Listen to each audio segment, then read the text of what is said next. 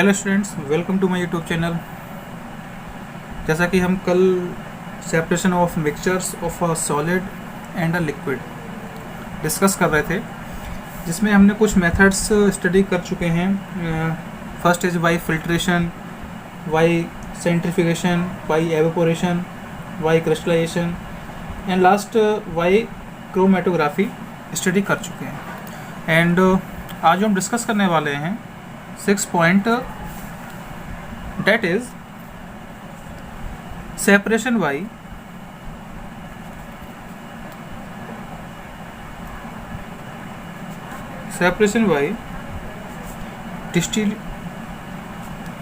distillation method.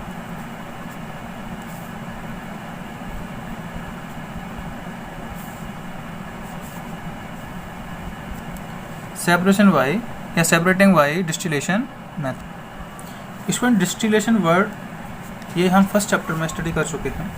इसका means मैंने आपको बताया था कि डिस्टिलेशन एक ऐसा प्रोसेस है जिसमें हम लिक्विड को वेपर, अगर हम किसी लिक्विड को हीट करते हैं तो वो वेपर में चेंज हो जाता है। अगर उस वेपर को हम कूल करते हैं तो वो लिक्विड में चेंज हो जाता है। लिक्विड को अगर हम हीट करते हैं तो वो वेपर में चेंज होता है, डेट इज गैस। और जब इस वेपर को कूल करते हैं तो वो लिक्विड में चेंज हो जाता है।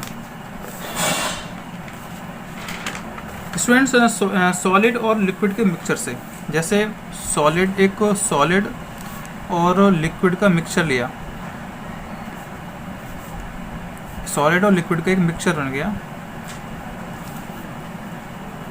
उस मिक्सचर से लिक्विड को ऑब्टेन करने के लिए जिस प्रोसेस का हम यूज़ करेंगे that is called distillation method. Solid और लिक्विड के मिक्सचर में से लिक्विड को ऑब्टेन करने के लिए जिस प्रोसेस का यूज़ करते हैं डेट इज़ डिस्टिलेशन मेथड।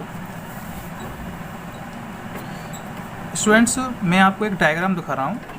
वो एक डिस्टिलेशन मेथड का एक डायग्राम है जिसकी हेल्प से हम किसी सॉलिड और लिक्विड के मिक्सचर में से हम लिक्विड को सेपरेट करने वाले हैं। ठीक है स्टूडेंट, डिस्टिलेशन मेथड के द्वारा हम एक, जैसे साल्ट और वाटर का मिक्सचर है, डेट इज साल्ट सॉल्यूशन है, जिसमें से हम वाटर को हम सेपरेट करने वाले हैं। तो इस मेथड में क्या होता है वो मैं आपको स्टेप बाय स्टेप समझाता हूँ। स्टूडेंट्स, सॉलिड और लिक्विड का एक जो होमोजेनियस मिक्सचर होगा उसको हम एक, ये जो होता है वो क्लोज्ड डिस्टिलेशन फ्लास्क होता है। ये ऊपर से कॉर्क के द्वारा क्लोज होता है और इसमें एक सॉलिड और वाटर या जो भी यहाँ पर सॉलिड होगा, एक लिक्विड होगा, उसके मिक्सचर को इसमें हम फिल कर देते हैं। अब स्टूडेंट्स, अब इसको बर्नर की हेल्प से इस सॉल्यूशन को हम हीट करेंगे। जब हीट करेंगे तो लिक्विड की टेंडेंसी ये होती है कि लिक्विड जो है वेपर में कन्वर्ट होना स्टार्ट हो जाता है जब उसको एक टेम्परेचर पर उसके बॉइलिंग पॉइंट पर उसको हीट करते हैं।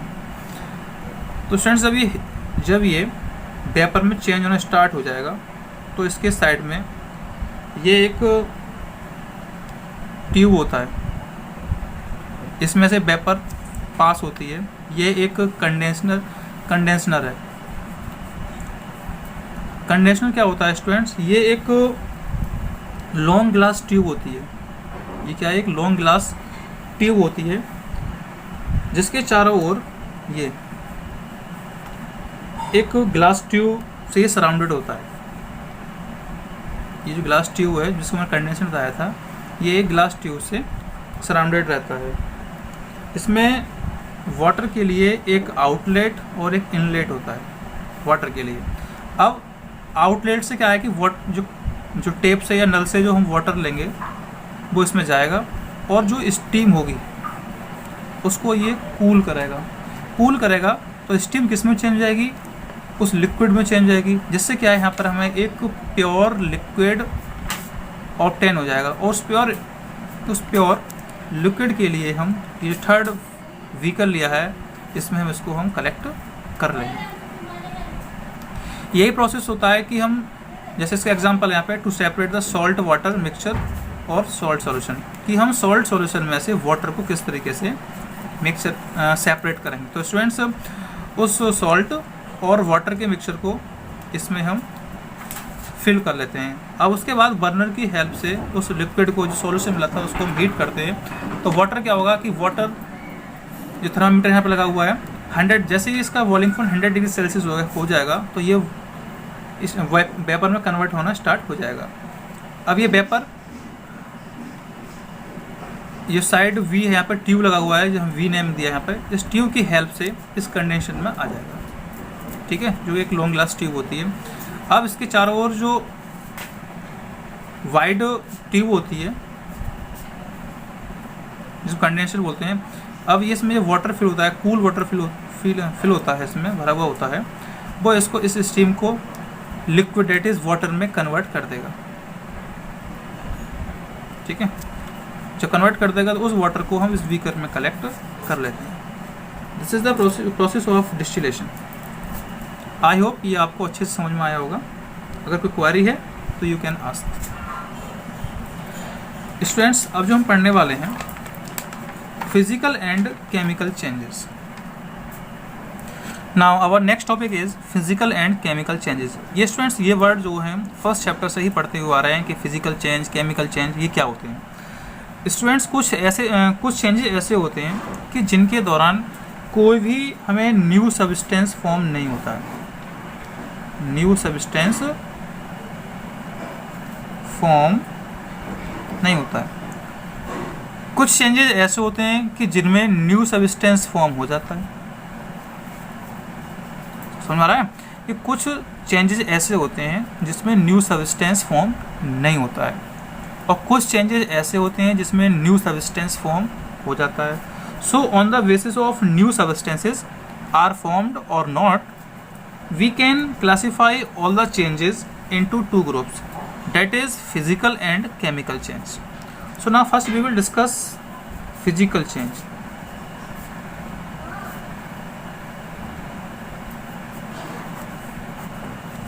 First is physical change.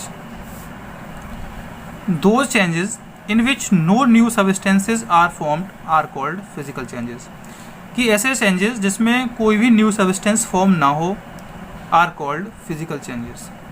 Students, physical changes में जो भी सब्सटेंस इन्वॉल्व होता है, जो भी सब्सटेंस इन्वॉल्व होगा वो अपनी आइडेंटिटी को चेंज नहीं करता है, या जो अपनी आइडेंटिटी को चेंज नहीं कर पाता है, और वे इजीली अपनी ओरिजिनल फॉर्म में रिटर्न हो जाते हैं।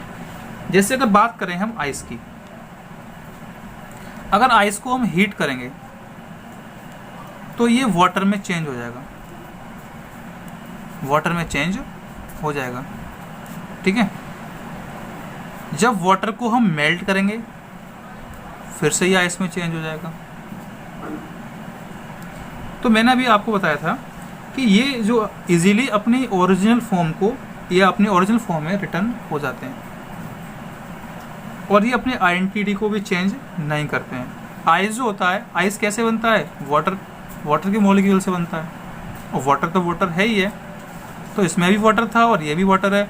जब आइस को हम हीट कर देंगे तो वो वाटर में चेंज हो जाएगा। जब वाटर को हम मेल्ट कर देंगे फ्रीजिंग प्रोसेस के द्वारा, जो फर्स्ट चैप्टर में पढ़ चुके हैं, वो आइस में चेंज हो जाएगा। तो इस दौरान इसने अपनी आइडेंटिटी को नहीं खोया। And second is chemical change, chemical changes. So chemical changes क्या होते हैं स्टूडेंट्स? दो changes in which new substances are formed are called chemical changes. इसमें क्या होगा कि जो न्यू सब्सटेंसेस होंगे वो फॉर्म होंगे।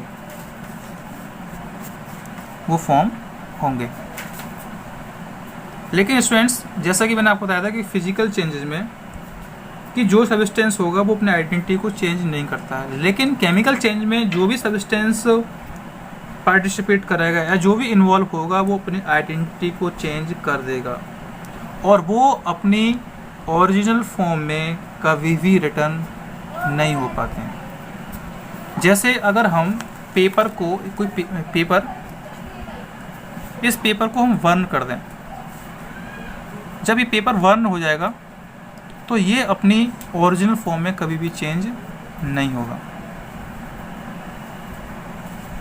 और भी बहुत सारे एग्जांपल्स हैं, जैसे स्टूडेंट्स कोई मैग्नीशियम वायर है, मैग्नीशियम,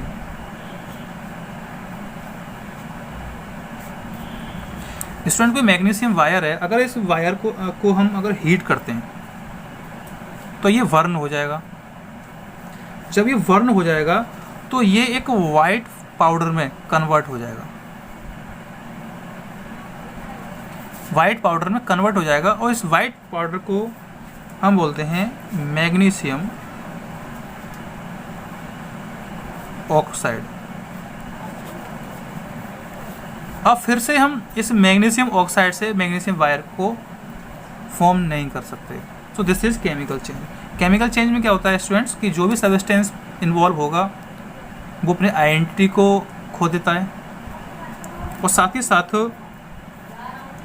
जो भी इसमें और साथ ही साथ क्या होगा कि ये सब्सटेंस जो अपने ओरिजिनल फॉर्म में कभी भी रिटर्न नहीं हो सकते। आई होप ये आपको समझ में आ गया होगा कि physical change and chemical change. Now our next topic is that is last element.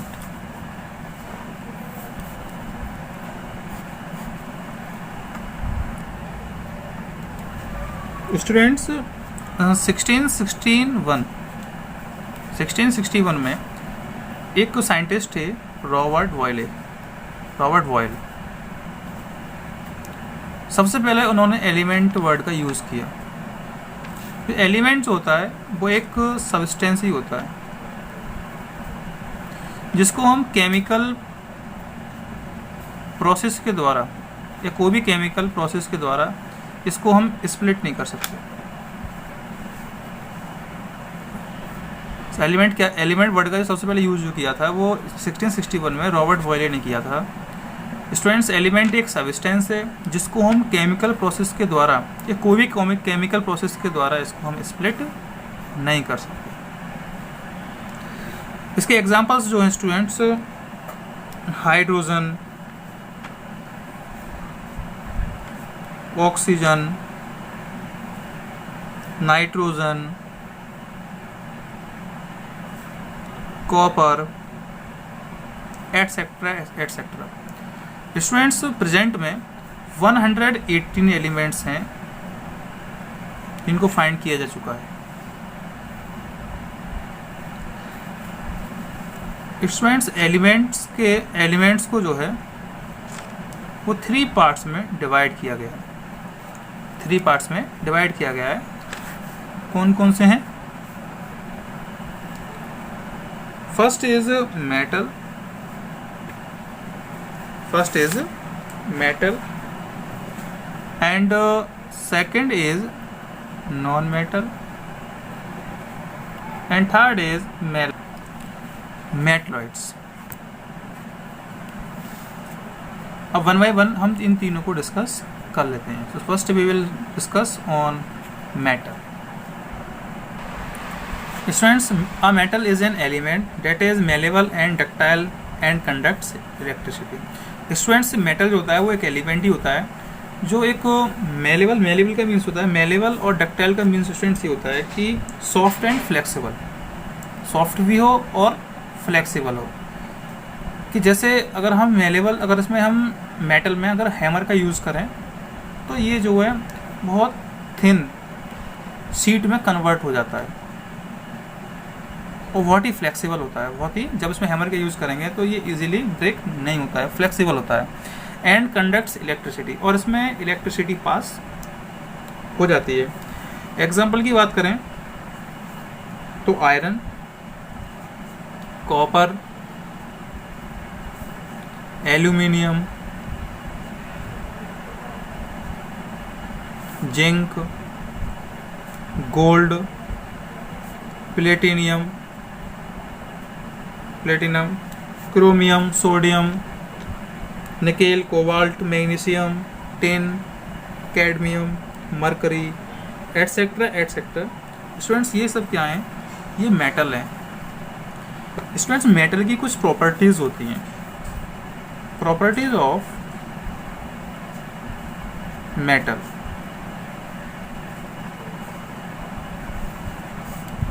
So first property is metals are malleable।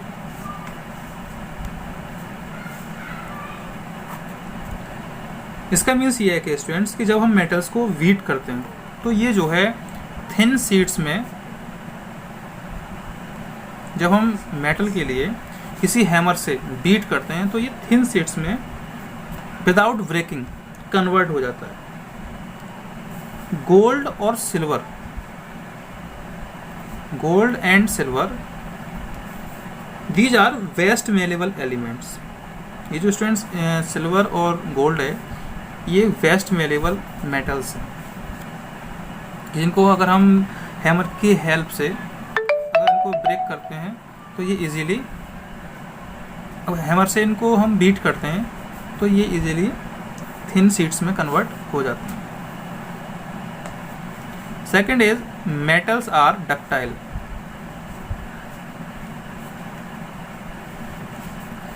इसका मीन्स ये है कि स्टूडेंट्स कि जब मेटल्स थिन वायर्स में कन्वर्ट हो जाते हैं, जैसे अगर बात करें हम सिल्वर की बात करें स्टूडेंट्स, सिल्वर के 100 मिलीग्राम में हम 200 मीटर्स लॉन्ग वायर बना सकते हैं। डेट इज फ्लेक्सिबल होता है कि सिल्वर के 100 मिलीग्राम में हम 200 मीटर्स लॉन्ग वायर को बना सकते हैं। And third is metals are good conductors of heat and electricity.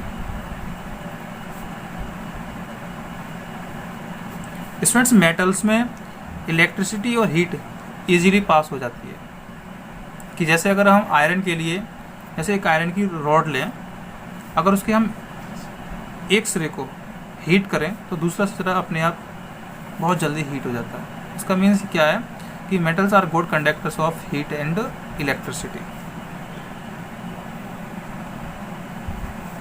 Students metals जो होते हैं वो हार्ड भी होते हैं। Metals are generally hard.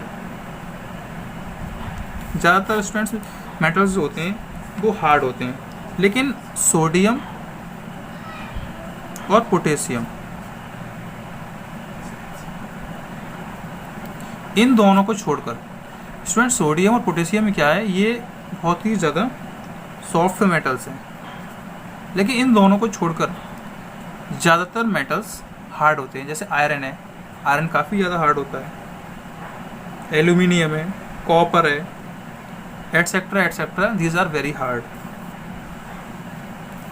अब बात कर लेते हैं स्टूडेंट्स नॉन मेटल की।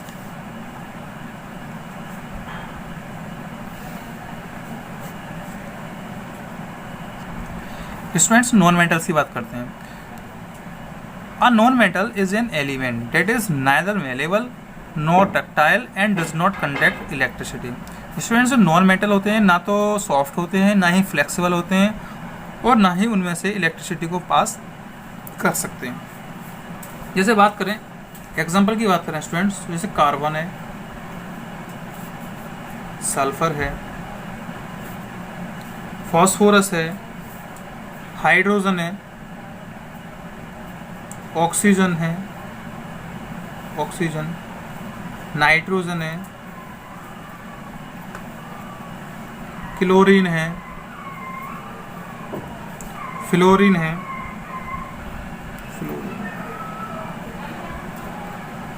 आयोडीन है, आर्गन है, नियोन है, एटसेट्रा एटसेट्रा। स्टूडेंट्स ये सब क्या है, नॉन मेटल्स हैं। ना तो ये सॉफ्ट होते हैं, ना ही फ्लेक्सिबल होते हैं, और ना ही इनमें से हम किसी में इलेक्ट्रिसिटी को पास कर सकते हैं। ओके, अब बात करते हैं स्टूडेंट्स इसकी प्रॉपर्टीज़ की बात करते हैं कि properties of non metals. First property is, जैसे हमने बात की थी मेटल्स की, कि मेटल्स आर मेलेबल। तो students, non metals are not malleable. जो नॉन मेटल्स होते हैं वो मेलेबल नहीं होते हैं। Non metals are not malleable,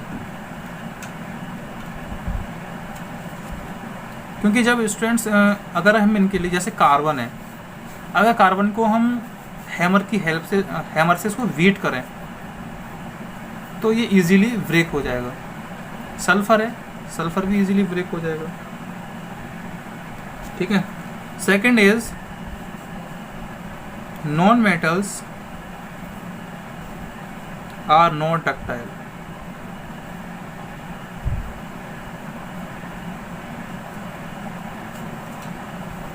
इसका मीन्स ये है कि हम नॉन मेटल्स के स्टूडेंट्स कभी भी वायर नहीं बना सकते।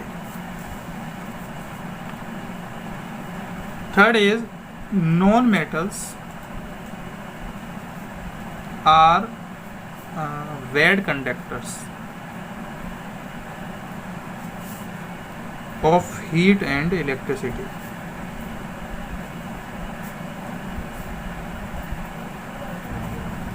कि जो नॉन मेटल्स होते हैं वो इलेक्ट्रिसिटी और हीट के वेड कंडक्टर्स होते हैं। कि जैसे अगर बात करें स्टूडेंट वुड की बात करें, वुड भी क्या है, एक नॉन मेटल्स है। अगर हम वुड ले लें, अगर इसमें से हम इलेक्ट्रिसिटी को पास करें तो इसमें इलेक्ट्रिसिटी पास नहीं होगी। अगर इसके हम एक सिरे के लिए वर्न करें, इसमें हीट पास करें तो इसमें इजीली हीट पास नहीं होगी, काफ़ी टाइम लग जाएगा, ये इसको वर्न कर देगा, लेकिन इसमें से हीट पास नहीं होगी तो बहुत कम अमाउंट में इसमें से पास होगी, काफ़ी देर बाद फील होगा इसमें।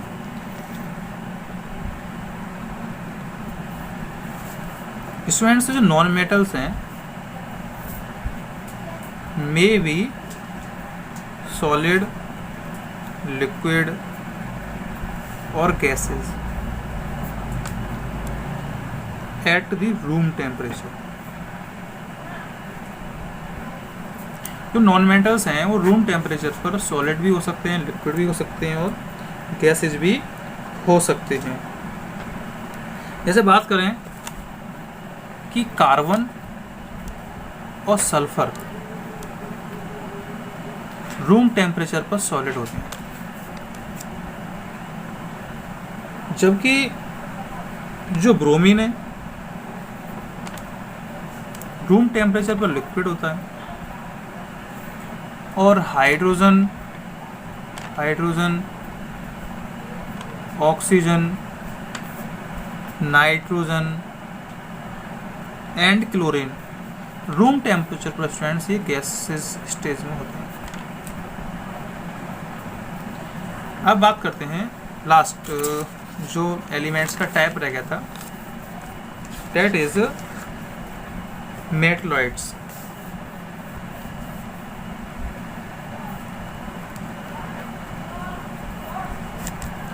स्टूडेंट्स, कुछ एलिमेंट्स ऐसे होते हैं जो मेटल और नॉन मेटल दोनों की प्रॉपर्टी को शो करते हैं, दैट इज कॉल्ड मेटलॉइड्स। जैसे बोरोन का जो सिंबल होता है वो V होता है, सिलिकॉन और जर्मेनियम,